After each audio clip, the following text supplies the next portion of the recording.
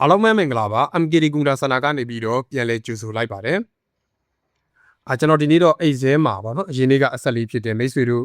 အိတ်ဇဲမှာ data တွေလုတ်တဲ့အခါစင်းစရာတွေလုတ်တဲ့အခါမှာအချိန်ကုန်အများကြီးတက်တာပြီးတော့အထီးထီးရောက်လုံနိုင်မယ်အမှားမရှိဘဲနဲ့အမှားကင်းပြီးတော့မြင်မြန်ဆန်ဆန်လုပ်ငန်းလေးကိုကျွန်တော်တို့စင်းစရာတွေကိုပြီးမြောက်နိုင်တဲ့အချက်လေးနှစ်ချက်ကိုဒီနေ့ညှောက်ပေးပါမယ်အဲ့ဒါကတော့ data validation လုပ်တဲ့အပိုင်းနဲ့ကျွန်တော်တို့ဒီ lookup function တွေပေါ့နော် lookup formula တွေကိုအသုံးပြုပြီးတော့ data validation နဲ့တွဲပြီးတော့အသုံးပြုပြီးတော့စင်းစရာတွေကိုမြင်မြန်ဆန်ဆန်အရင်ရတဲ့3-4စားမကပုံမြန်တဲ့နည်းလေးနဲ့လုပ်လို့ရအောင်ကျွန်တော်ဒီနေ့မျှောက်ပေးပါမယ်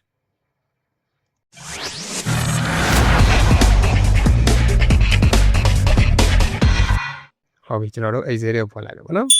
်ဟုတ်ပြီအရင်ဆုံးကျွန်တော်အိတ်ဇဲမှာကျွန်တော် table လေးတစ်ခုလောက်ဆွဲလိုက်မယ်နော်ဒီနားမှာပုံမှန် table လေးတစ်ခုဆွဲမယ် a date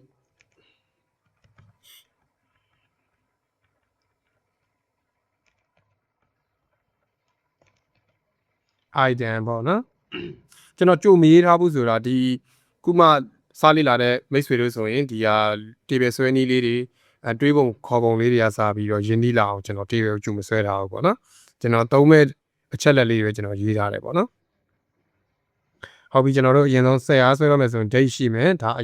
ကျွန်တော်တို့အယောင်ကုန်ပစ္စည်းအယောင်စင်းလေးတခုကျွန်တော်ဆွဲကြည့်မယ်ပေါ့နော် date ရှိမယ် item ရှိမယ်ပြီးရင်ကျွန်တော် price ရှိမယ်ပေါ့နော်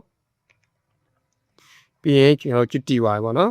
quantity ရေတွက်တွေရှိမယ်ပြီးရင်ကျွန်တော်တို့ total ပေါ့ grand total လို့လည်းခေါ်တယ် line total လို့လည်းခေါ်တယ်ပေါ့နော် line total လို့ကျွန်တော်ပေးကြည့်လိုက်ဟုတ်ပြီစုပါနော်ဒီကောင်လေးတွေ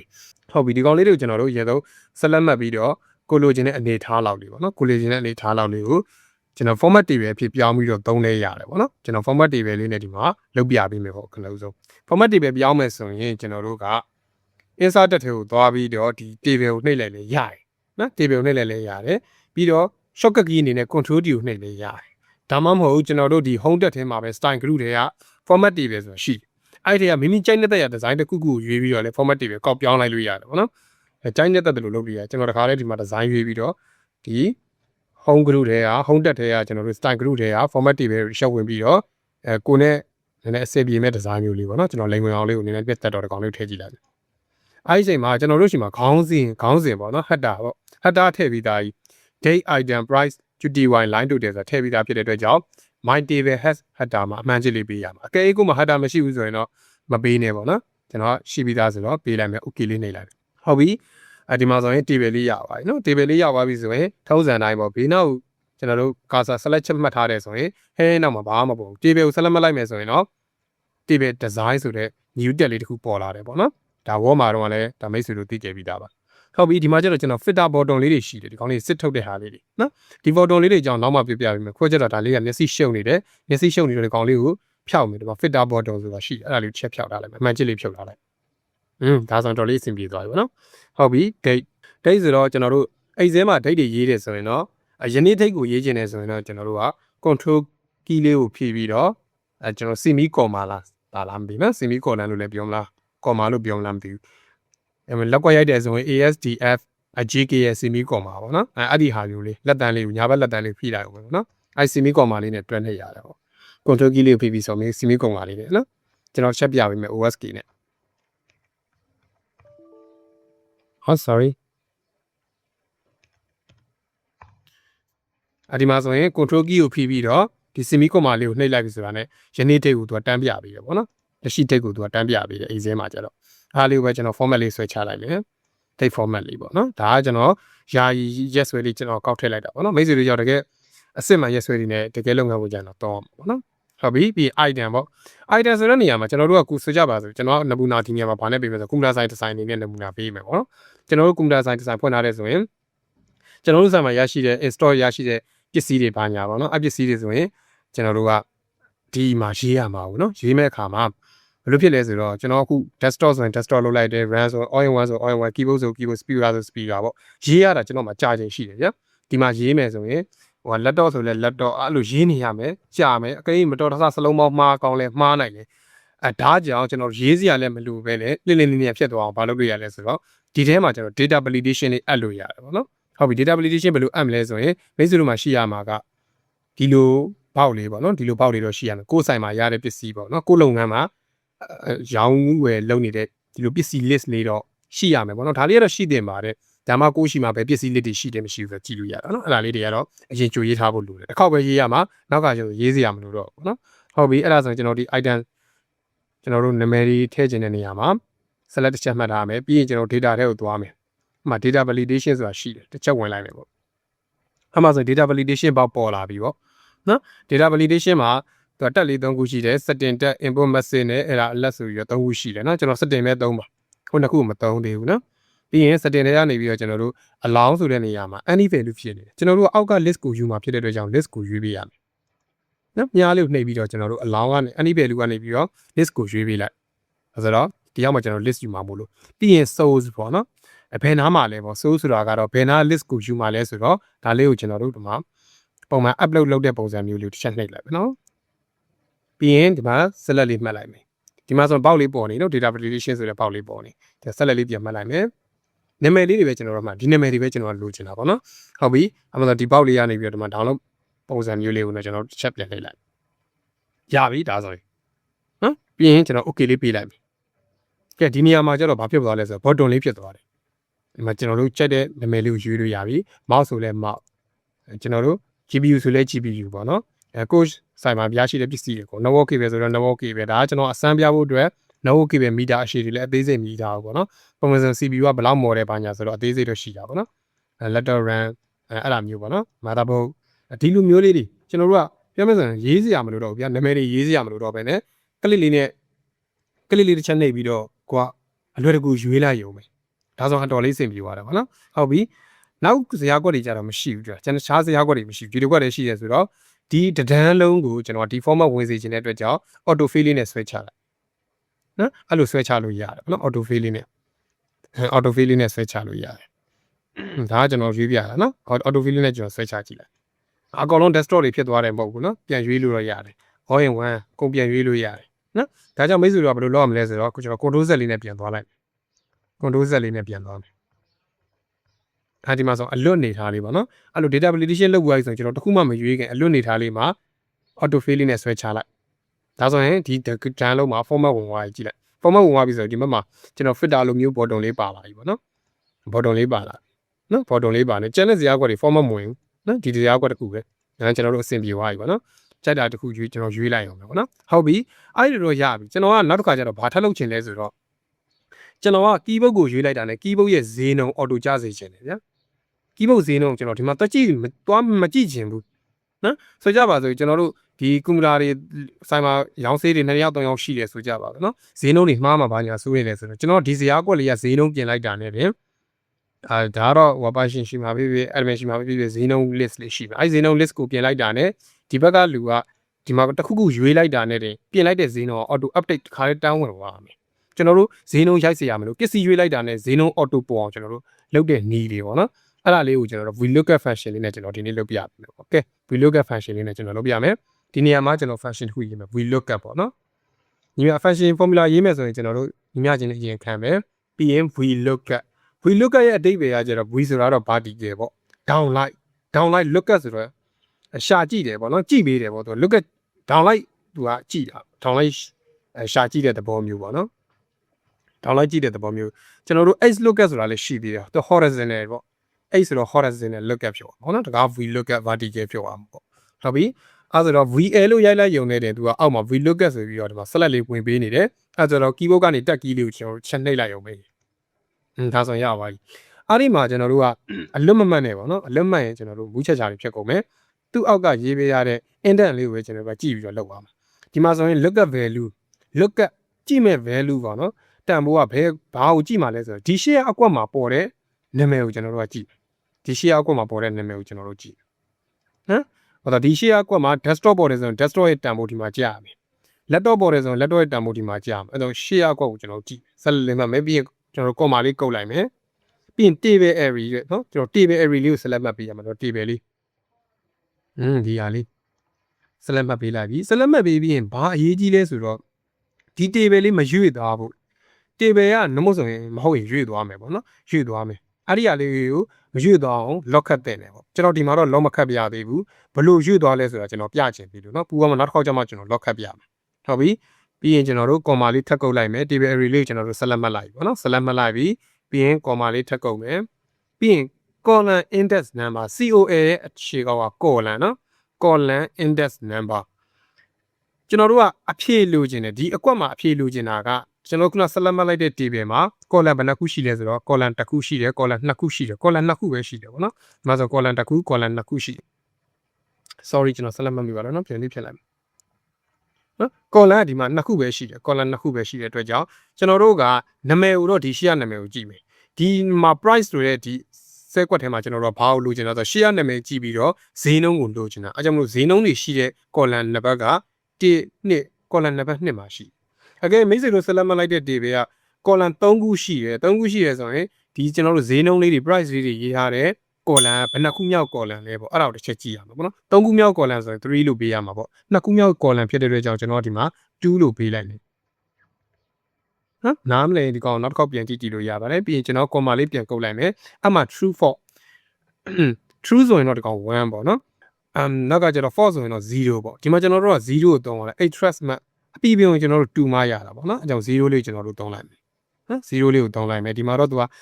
0တွေ1တွေမရေးပေးတာတော့ဒီမှာ0လေးသုံးပြရမှာဒါမှတိတိကျကျထွက်ပေးမှာပေါ့ကျွန်တော်တို့1လောက်ပြီဆိုရင်တိတိကျကျမထွက်ပေးဘူး0ကကျတော့တိတိကျကျ2မှထွက်ပေးမယ်လို့သူကပြောတာနော်အဲ့ဒါမျိုးလေးတွေဟုတ်ပြီဒါဆိုရင်ကျွန်တော်အဲ့ဒါလေးကို green လေးပြန်ပိတ်လိုက်မယ်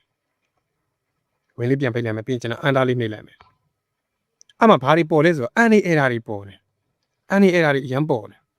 အဲ့ဒီ any error တွေပေါ်တာဘာလို့ကြောင့်ပေါ်တာလဲဆိုတော့ကျွန်တော်တို့ဒီ share ကွက်မှာဘာမှမရွေးတာလို့ကဲဒီ share ကွက်မှာကျွန်တော်တခုရွေးကြည့်လိုက် all in one လို့ရွေးလိုက်တာနဲ့ all in one ရဲ့ဈေးနှုန်း3,900,000နဲ့ဒီမှာပေါ်တာ all in one ရဲ့ဈေးနှုန်း3,900,000တန်းပေါ်တယ်တခုခုဒီ share ရွေးလိုက်မှာသူကဘာဖြစ်လဲဆိုတော့ any error ပျောက်တာပေါ့နော် any error ပျောက်တာဒီ share မှာဘာမှမရှိသေးတဲ့အနေထားမှာဆို any error ပေါ်တယ်အဲ့လိုမျိုးကျွန်တော်မပေါ်စေချင်ဘူးဗျာမပေါ်စေချင်ကျွန်တော် formula ကိုပြန်ရေးမယ် formula ပြန်ရေးမယ်ဆိုဒီထဲကို double click နှိပ်ပြီးတော့ပြန်ရေးလို့ရတယ်လို့ဒီဇာတ်ကွက်လေးထောက်ပြီးတော့ဒီပေါ်မှာလည်းရှိဒီပေါ်မှာလည်းကျွန်တော်တို့ select မှတ်ပြီးတော့လည်းရေးလို့ရတယ်ပေါ့နော်အချက်နဲ့တက်တယ်လို့ရေးလို့ရတယ်နော်ဟုတ်ပြီအဲ့ဆိုတော့ဒီကောင်လေးပဲ double click နှိပ်ပြီးတော့ဘာလုပ်ရမလဲဆိုတော့ကျွန်တော် if error ဆိုတဲ့ function လေးကိုခံရမယ်ပေါ့ရှေ့မှာထပ်ပြီးတော့နော် if error အဲ့လို if e လို့ရိုက်လိုက်တာနဲ့ if error ဆိုပြီးအောက်မှာပေါ်လာတယ်အဲ့ဆိုကျွန်တော်တက် key လေးကိုနှိပ်လိုက်မယ်ပေါ့ရှေ့ဆုံးမှာပြန်ခံရတယ် if error if ဆိုတာအကယ်၍ပေါ့နော် error များတက်ခဲ့လို့ရှိရင်သူအဲ့လိုပြောတာ value ဆိုတဲ့နေရာမှာတော့ခုန VLOOKUP formula တစ်ခုလုံးကိုရေးလိုက်မယ်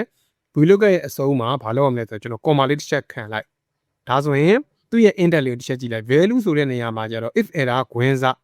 value ဆိုတဲ့နေရာမှာ VLOOKUP function ကြီးကိုခွင်လိုက်တယ် value ရဲ့ error ရေးတော့မှာဆိုတော့ comma လေးတစ်ချက်ခံပြီးတော့အကယ်၍မြန် error တက်ခဲ့ရင် double quote blank double quote ဝင်လေးပြန်ပိတ်ပေါ့ကျွန်တော်ဒီလိုလေးရေးရမှာပေါ့နော်ဒီလိုလေးရေးရမှာဒီ double quote လေးနေရာမှာကျတော့ရှို့တွေဘယ်လိုမှားတက်လဲဆိုတော့ကျွန်တော်တို့ညာဘက်လက်တန်းပေါ့နော်ညာဘက်လက်တန်းလေးကိုညာဘက်လေးကိုနည်းနည်းချက်လေးကားလိုက်တာနဲ့တည်းသူက one quote single quote လေးပေါ့နော်အဲ့ဒါကိုနှစ်ခါရေးကြတယ်အဲ့လိုရှို့တွေကရေးတက်ကြတယ်ပေါ့နော်အဲ့ဒါဆိုမှားပါတယ်ပေါ့နော်ကျွန်တော် shit key လေးကိုဖိပြီးတော့ခါတဲ့ double quote လေးကို double column လို့ပြောမလားပေါ့နော်အဲ့ဒါလေးကိုကျွန်တော်တခါတည်းတန်းပြီးတော့ရေးရတယ်ပေါ့နော်ပြီးသွားရင်အဲ့နားမှာကျွန်တော်တို့အကယ်၍ဒီရှေ့မှာအလွတ်ဖြစ်ခဲ့ရင် value error ပေါ့နော်တန်ဖိုးကအလွတ်ဖြစ်နေဆို error ပဲလေအလွတ်ဖြစ်နေပြီဆိုရင် error ပဲအဲ့ဒီကောင်လေးကအလွတ်ဖြစ်နေပြီဘာပြချင်လဲပေါ့ minus လေး dat လေးပြချင်တယ်ဆိုရင်ကိုက dat လေးခံလိုက်ပေါ့နော်0ပြချင်တယ်ဆိုရင်0ပေါ့ကျွန်တော်တို့မှာဘာမှမပြဘူးအဲ့ဆိုတော့ blank လေးပဲထားမယ် space bar လေးချက်ပုတ်ပြီးတော့ကုတ်လေးပြန်ခံလိုက်မယ်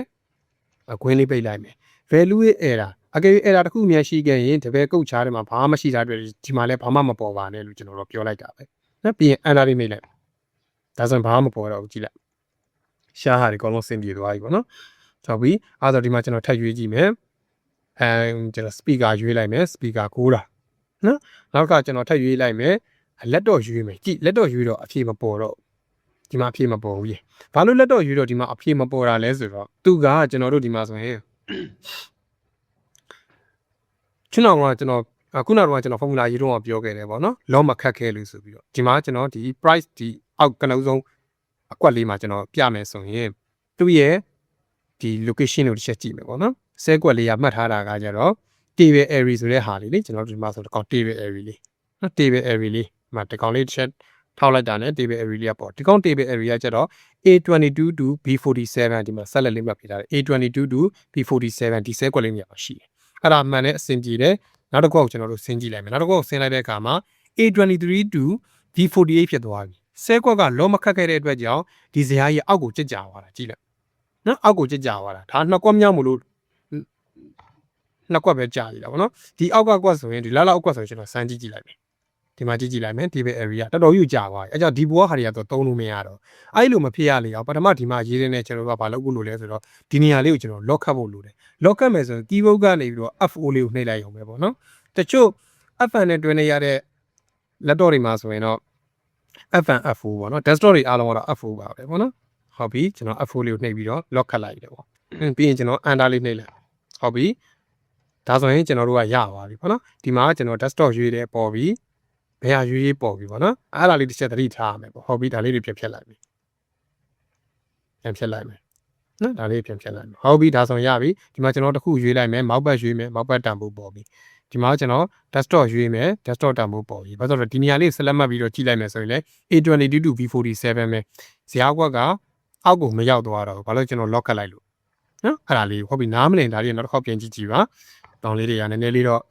ခုမှစားပြီးတော့လေးလာတဲ့လူတွေဆက်ဆိုရင်နည်းနည်းလေးခက်ခဲတဲ့ထင်မှာတော့ပါပါတယ်ပေါ့နော်ဒါပေမဲ့အရင်တော့မကတ်ပါဘူးပြရှာလေးကြည့်ကြည့်ဟုတ်ပြီနောက်တစ်ခုကကျွန်တော်ဘယ်လိုလုပ်မလဲဆိုတော့ line total လေးပေါ့နော် line total ကဆိုကြပါဆိုကျွန်တော်မောက်ဘက်ကျွန်တော်10ခုရောင်းရတယ်ဆိုကြပါဘူးနော်ဒီနေ့ဒိတ်နဲ့မောက်ဘက်10ခုရောင်းရတယ်ဆိုကြပါစို့ဒါဆိုဒီမှာကျွန်တော် select လေးမှတ်လိုက်မယ် formula လေးရေးထားလိုက်မယ်လေဒီမှာလည်းအများချင်းလေးထိုးမယ်ပြီးရင်ကျွန်တော် line total ကိုလိုချင်တယ်ဆိုရင် price အမြောက် quality ကိုနော်quantity ကိုနော်ကျွန်တော် GT1 နဲ့ price နဲ့မြောက်အောင်ပါဆိုတော့တက်ကောင်လေးကို select မှတ်ပြီးရင်အမြောက်လေးကိုနှိပ်အမြောက်ဆိုတာတော့ဒီ star လေးပေါ့နော် keyboard ကနေရ8 key ကိုဖြည့်ပြီးတော့ကျွန်တော်တို့8 key ကိုဖြည့်ပြီးတော့8ကိုနှိပ်ရမှာပေါ့နော်8 key ကိုဖြည့်ပြီးတော့8ကိုနှိပ်ရမှာပေါ့number pad ပါတဲ့ laptop တွေဆိုရင်တော့တခါတည်းဒီ star ပုံစံလေးကပါပြီးသား desktop တွေမှာဆိုလဲ number pad နေရာမှာ star ပုံစံလေးပါပြီးသားပေါ့နော်ဟုတ်ပြီဒီမှာဆိုရင်ဒီကောင်လေးအမြောက်ဒီကောင်လေးဒီနှစ်ခုမြောက်မှာဒီ 7 လောက်ကိုကျွန်တော်မြောက်လိုက်ပါ price နဲ့ GT1 နဲ့ကိုမြောက်လိုက်ပြီဆိုရင် line total ရတယ် enter လေးတစ်ချက်နှိပ်ကြည့်လိုက်အမှနော်မတတောင်းဆိုပြီးတော့ရပြီဒါပေမဲ့သူလည်းပဲဘာဖြစ်နေလဲဆိုတော့အဲ့ဒါတွေတက်နေအောက်မှာအလွတ်နေရာတွေမှာအဲ့ဒါတွေတက်နေအဲ့လိုမဖြစ်ရလေအောင်သူ့ကိုလည်းပဲတပည့်ကလေးပြန်နှိပ်ပြီးတော့ကျွန်တော်တို့ကရှေ့မှာ if error ခုန formula လေးပဲခံရမှာ error တက်တဲ့နေရာတွေမှာ if error ခံလို့ရတယ်ပေါ့နော် if error ပြီးရင်တက်ကြီးလေးကိုကျွန်တော်နှိပ်လိုက်တယ်ဒီပုံစံလေးပြုတ်သွားပြီဒီနားလေးမှာသူလည်းပဲ comma လေးပြန်ကုတ်လိုက်ပေါ့နော်ဒီ price အမြောက် GT1 ဆိုတဲ့ဟာလေးကတကယ်တော့ဒါ value ပေါ့နော်နောက်ကကျတော့ဒီဘက်မှာကျတော့ value ရဲ့ error လေးကိုပြချင်တဲ့က double quote blank double quote ခွင်းစာလေးပြန်ပိတ်လိုက် enter လေးနှိပ်လိုက်ဒါဆိုရင်အဆင်ပြေသွားပြီဒီဘက်မှာကျွန်တော် mouse pad speaker ရောင်းရတယ် speaker ဘယ်နှလုံးရောင်းရလဲ3လုံးရောင်းရတယ်အဖြစ်တန်းထွက်တယ်ပေါ့နော်ဟုတ်ပြီဒီဘက်မှာကျွန်တော်